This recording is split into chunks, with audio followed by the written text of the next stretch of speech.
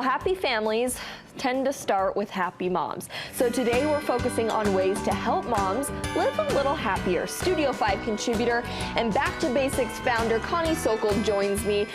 Now, Connie, it's no joke here. Mothering is a serious business.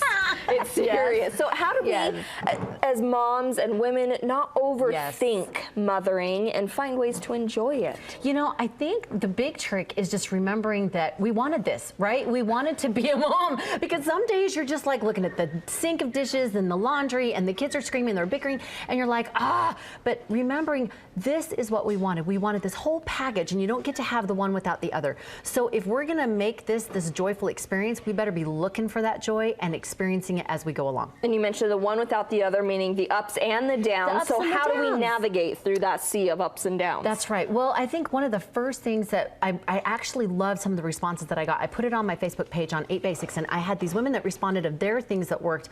And so one of the first things that I kind of gathered was it's go-to rituals. And those are everyday practices or things that we can count on that can help us to either be soothed or feel rejuvenated by. And so whatever that looks like. So for me, like the ones that are peaceful rituals that are soothing is like putting on those aromatic oils, or like, okay, it's kind of a dumb one, but I have this little skin cleanser brush thing at night, and it just like massages my face, and I go, oh. And so, you know, the kids can be like banging on the door, and I'm just like, yeah, 2 minutes, 2 minutes. And so it's like a soothing thing.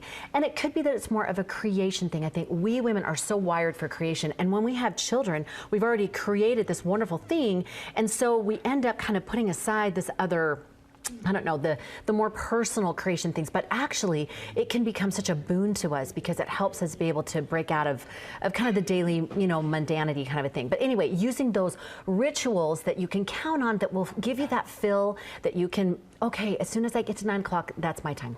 And that plays into creating hobbies or taking part in interests to kind of help you through. Like I was saying, those personal purposes, or even it could be something simple, like you bake, or you even declutter a space, or maybe you love to quilt or whatever.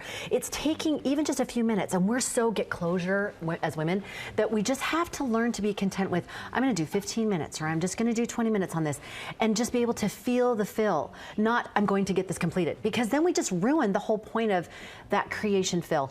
And it could be something that it's something that's a regular thing. Like I was saying, baking. I love to do baking. It's not something that I say is necessarily creative, but it's just, it is a fill, especially if I'm taking it to someone else or whatever. So find those things that give you that outlet, because then you're not so dependent on your children as a creation having to have some outcome. Like now they're done, now they're finished, now we've hit a milestone. You can be doing that with your paint board or something else so that you can just let them develop as they go, and you can have more control over this. Do you think part of the problem with mothers not being able to step into their hobbies and interests is because they get too involved in their kids' lives and kind of living through their kids, and they lose themselves a little bit? I think that's possible. I think it's really highly likely, because that becomes such a focus in our lives that we can tend to get really magnified, and the poor kids, they feel this hover mother thing. And so it's finding our balance too. But I think that's where the happiness comes in, is when we can celebrate and rejoice in those little things that they've experienced or their personal, you know, milestones or joys.